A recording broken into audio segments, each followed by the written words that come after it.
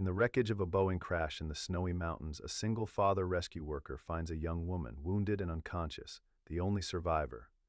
Neither of them knows how completely she will change his life.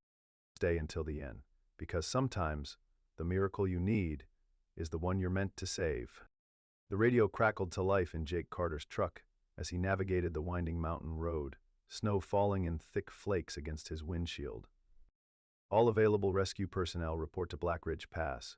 Confirmed Boeing 737 down, multiple casualties expected. Jake's knuckles whitened on the steering wheel.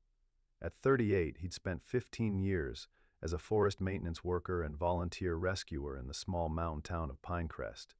But aviation disasters were mercifully rare. He turned the truck around, his mind already running through emergency protocols. "Dad, what's happening?" Ben's small voice came from the back seat. Jake caught his son's worried eyes in the rearview mirror.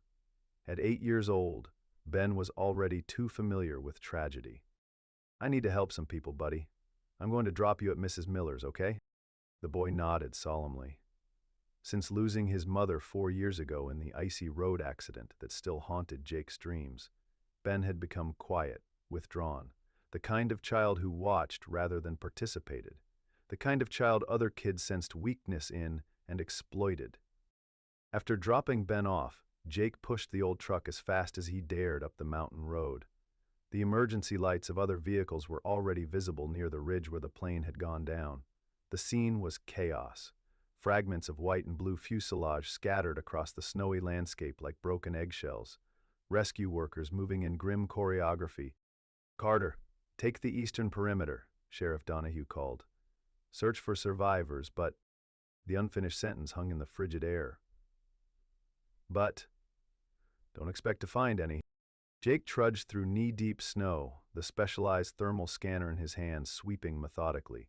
The cold bit through his layers, but adrenaline kept him moving. Hour after hour, all teams reported the same: bodies, not survivors.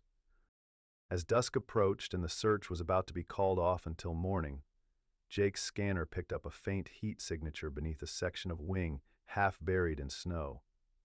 He dug frantically, gloved hands scooping away ice and debris until he uncovered a pale hand, then an arm, then the face of a young woman.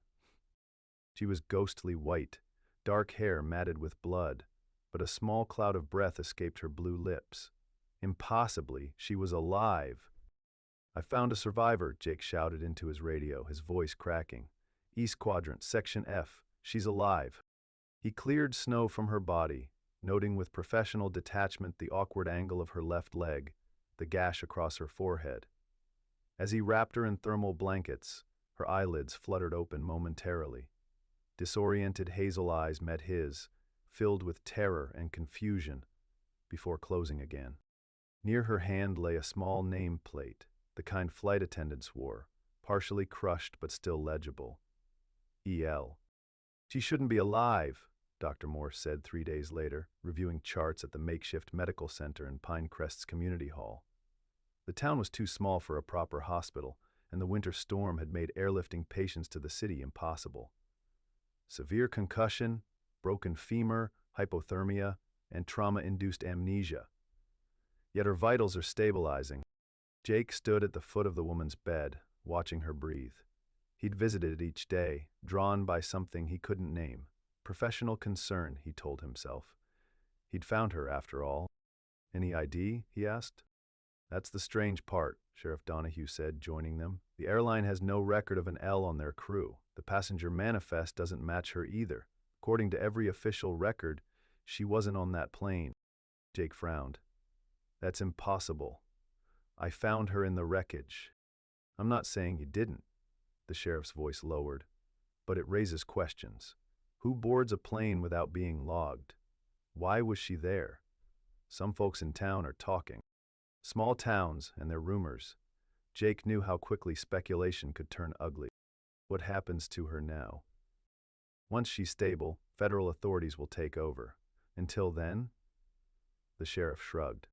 That evening, Jake returned to find the woman, Elle as they'd taken to calling her, awake, sitting up in bed, staring vacantly at the wall.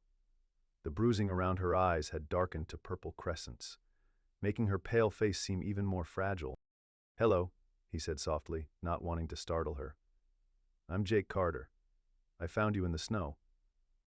She turned slowly, wincing with the movement. "They told me, thank you." Her voice was raspy, unused. "They also told me I'm a mystery, that I shouldn't have been there. Do you remember anything? Your name, why you were on the flight?" She pressed her palm against her forehead. "Nothing, just fragments, cold, screaming. Then you." Her hands trembled. "They want me to remember, but every time I try, it feels like I'm falling again." Jake sat in the chair beside her bed. "The doctor says it's normal with head trauma. Memory might come back in pieces, or all at once, or never," she finished. "What will happen to me?" Fear crept into her voice. "They keep asking questions I can't answer. I have nowhere to go, no identity. I'm..." Jake made the decision before he realized he was making it. "You need time to heal, somewhere quiet. Is there a shelter in town?" "No, but I have a spare room in my cabin. It's nothing fancy, but it's peaceful." She studied him, wariness in her gaze. "Why would you help a stranger?" It was a fair question. Jake wasn't known for his spontaneous generosity. Since losing Sarah, he'd kept to himself, focused on Ben, on survival. "Because everyone deserves a chance to remember who they are," he said finally. Despite medical objections and raised eyebrows from the sheriff, 2 days later Jake helped Elle into his truck. The town buzzed with speculation. Some neighbors nodded approvingly at his compassion. Others whispered darkly about strange women with suspicious pasts. Ben sat silently in the back seat, studying Elle with the serious contemplation of a child who has learned early that life can change in an instant. Elle caught him looking and offered a tentative smile.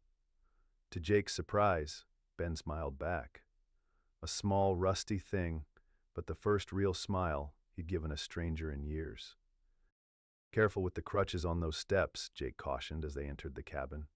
It was a sturdy structure of pine and stone, built by his grandfather, expanded by his father, now his. 3 generations of Carter men had maintained the forests around Pinecrest from this base. Elle stood in the doorway, taking in the open living area with its stone fireplace, the kitchen with its dated appliances, the wooden staircase leading to the bedrooms. It was clean but Spartan, a home maintained by a man who saw domesticity as a series of tasks to be completed rather than a comfort to be created. "It's lovely," she said softly. "Dad doesn't use the sitting room much," Ben volunteered, the most words he'd strung together at once in Elle's presence. "We mostly eat in the kitchen." "Your room is downstairs," Jake explained, "so you won't have to manage the stairs with that leg." The first days were awkward, a delicate dance of 3 strangers, trying not to intrude on each other's space. Elle slept most of the time, her body demanding rest to heal. When awake, she sat by the window, watching the snow, sometimes scribbling in a notebook Jake had given her, trying to capture fleeting memories before they evaporated. Jake worked his forest maintenance shifts, coming home to a house that smelled different, of the herbal tea Elle drank, of the lavender soap she'd requested on their single shopping trip to town. Small changes that reminded him his home was no longer just his.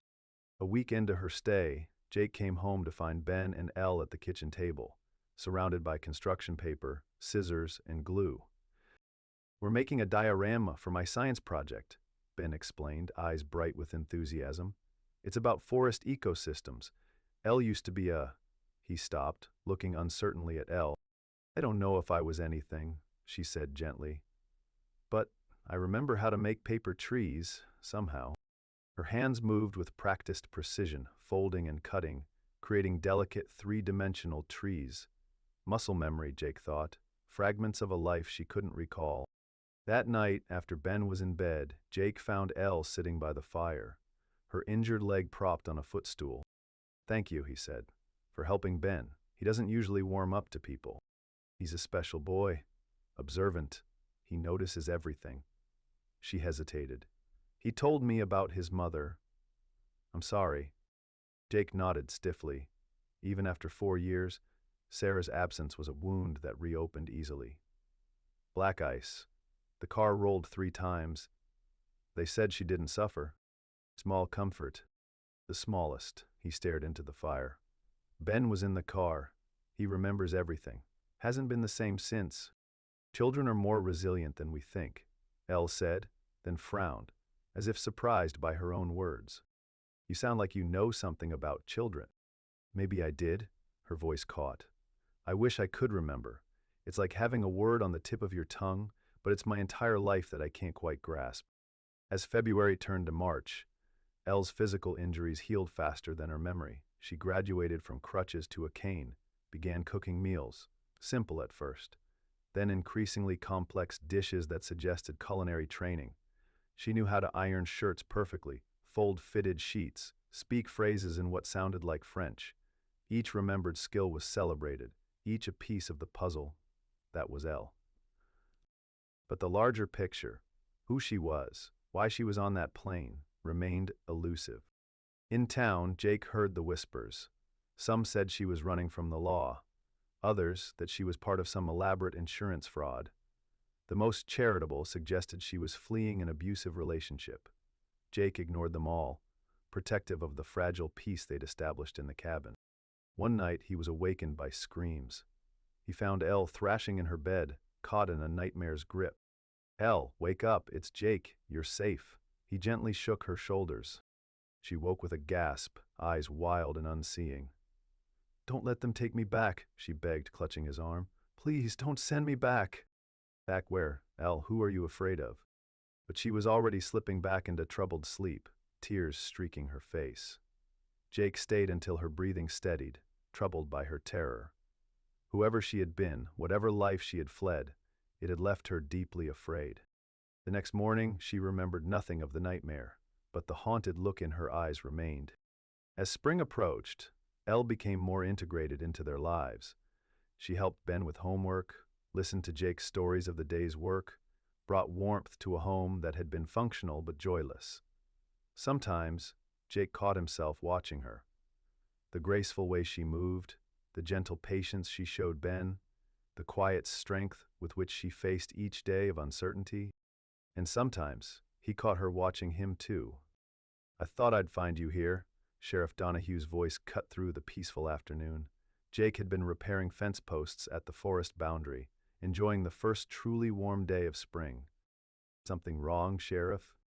Got some visitors in town, federal agents and a private investigator. Donahue removed his hat, wiping sweat from his brow. They're asking about your house guests. Jake's stomach tightened. What about her? Apparently satellite images from the crash site got someone's attention. They're saying she couldn't have been a passenger because she boarded under false pretenses, using forged documents. That's ridiculous. Is it? None of us know who she really is, Jake, including her. The sheriff sighed. They want to interview her. Today.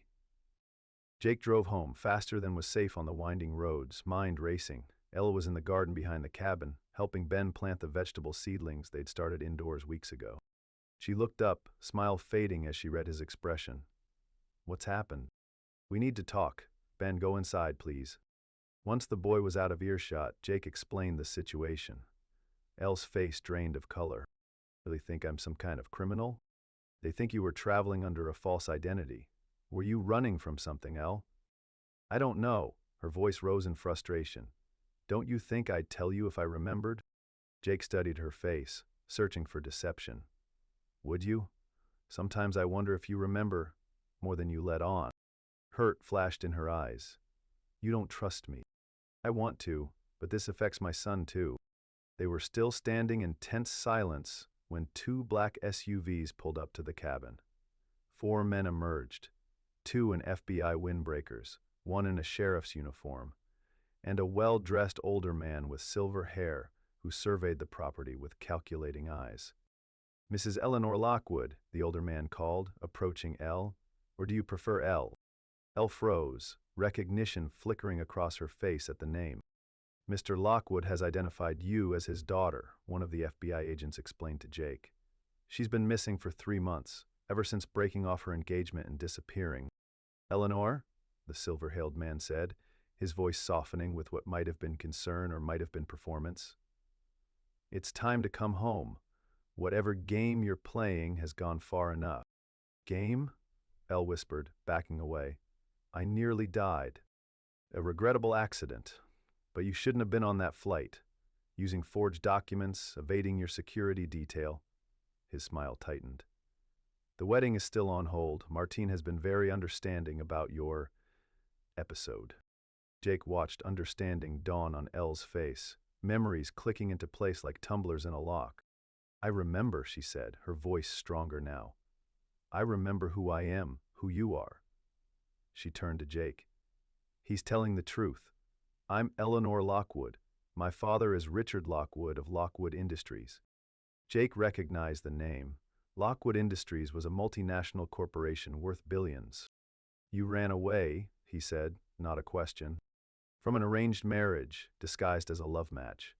A business merger with a man 30 years my senior, wrapped up with a diamond ring. Her voice was bitter. When I refused, my father had me forcibly sedated, told the world I was having a nervous breakdown. I escaped, used connections to get new papers, boarded that flight to disappear somewhere they'd never find me. Richard Lockwood's expression hardened. You've always had a flair for the dramatic, Eleanor. These delusions, they're not delusions. Elle's voice cracked. I remember everything now. How you controlled every aspect of my life. How Mother died and you turned me into your project, your possession. I remember the doctors who kept me compliant, the security guards who were really prison wardens. She turned to the FBI agents. I'm 30 years old. I left of my own free will. I committed identity fraud, yes, but only to escape what amounted to imprisonment. These are serious allegations, one agent said, looking uncomfortable. Which will be dismissed the moment my legal team gets involved, Richard said smoothly. My daughter has a history of mental health issues. Ask her doctors. Doctors you pay, Elle shot back. Jake stepped forward, placing himself slightly between Elle and her father. Seems to me this is a family dispute, not a federal case. Eleanor is an adult. She can decide where she wants to go. Richard Lockwood's eyes narrowed. And who exactly are you? The mountain man who's been harboring my mentally unstable daughter? Perhaps benefiting from her vulnerability? Jake felt his hands curl into fists, but kept his voice level. I'm the man who pulled her from the wreckage when everyone else was looking for bodies. The man who's watched her heal and rebuild herself, piece by piece, without any help from her supposedly caring family. The sheriff cleared his throat. Mr. Lockwood, while I understand your concern, Miss Lockwood doesn't appear to be in any danger here. Without evidence of a crime beyond identity fraud, which I understand you're not pressing charges for, we can't force her to leave. Richard's smile was cold. Then I'll be filing for emergency guardianship on grounds of mental incompetence. Her doctors will support this. By this time tomorrow, Eleanor will be coming home where she belongs. Elle's face went white. Jake, get in the house, Jake said quietly. Take Ben and lock the door. I'll handle this. After a tense standoff, the visitors left with promises to return with court orders. Inside, Jake found Elle sitting at the kitchen table, Ben's small hand clasped in hers, both looking shell-shocked. You believe me, right? She asked, voice small. That I'm not crazy?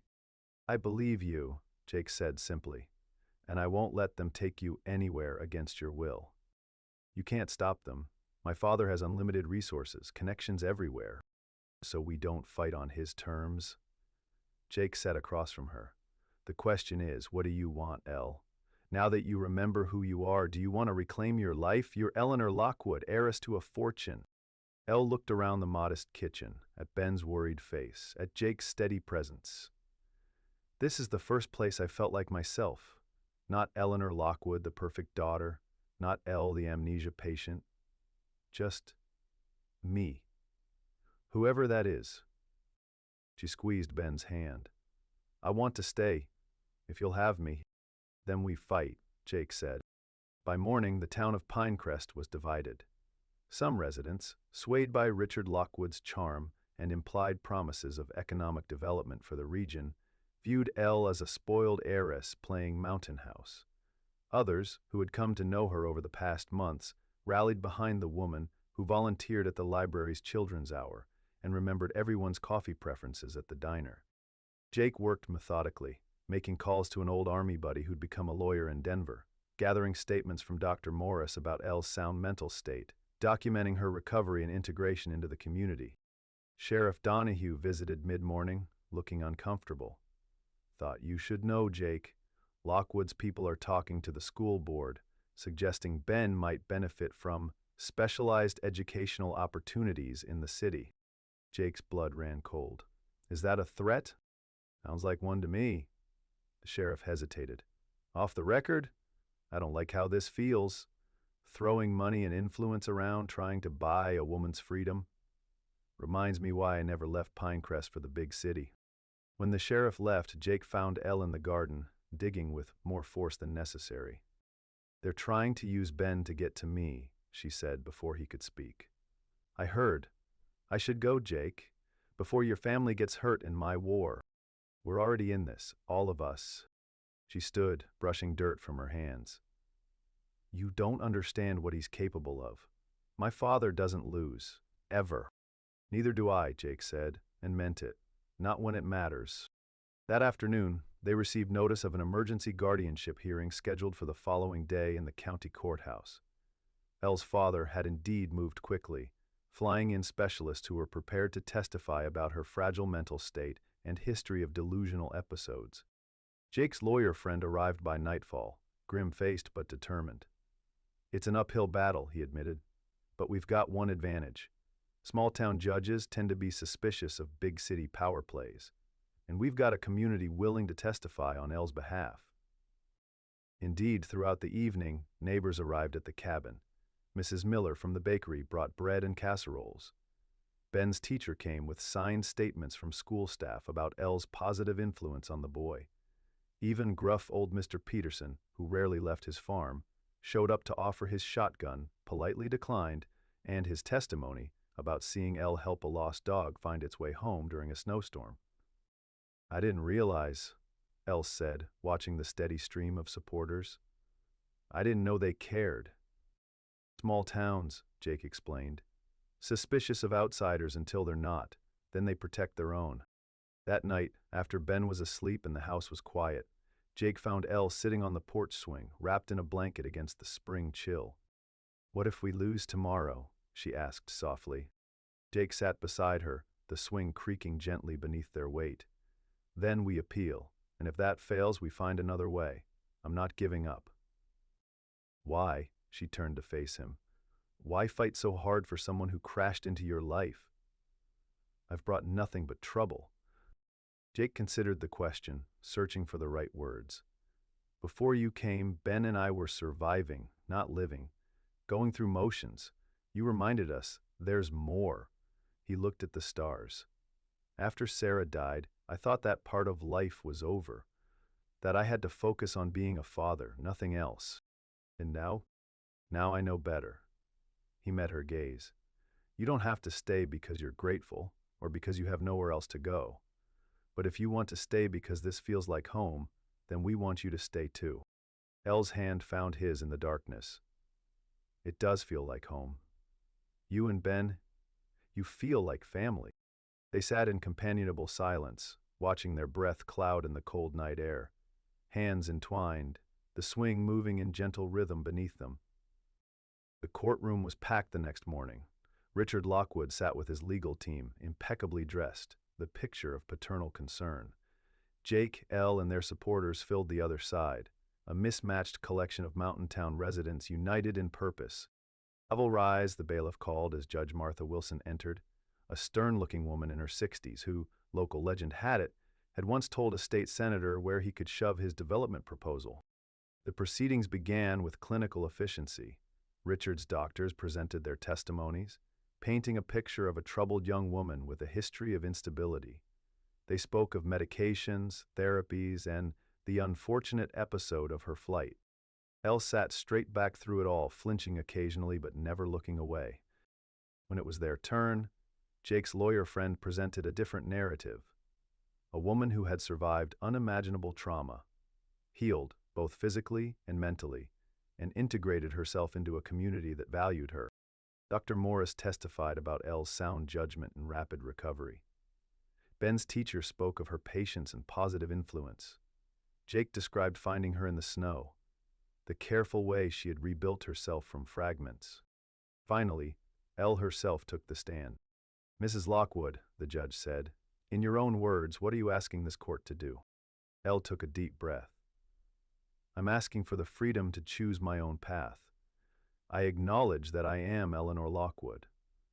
I acknowledge that I used false documents to flee what I experienced as a controlling, abusive situation. I regret the deception but not the escape." She looked directly at her father. "I'm 30 years old. I have no history of mental illness that wasn't diagnosed by doctors on my father's payroll. I have never been a danger to myself or others. What I have been is an inconvenience to a man who sees me as an asset, not a daughter." The judge studied her thoughtfully. "And what is your wish now?" "To stay in Pinecrest, to continue building the life I've found here, to legally change my name and make my own way, without the Lockwood fortune or the Lockwood chains." Richard Lockwood rose suddenly. "Your Honor, I request a brief recess to speak with my daughter privately." The judge raised an eyebrow. "Ms. Lockwood, do you wish to speak with your father?" Elle hesitated, then nodded. "Yes, one last time." They were given a small conference room.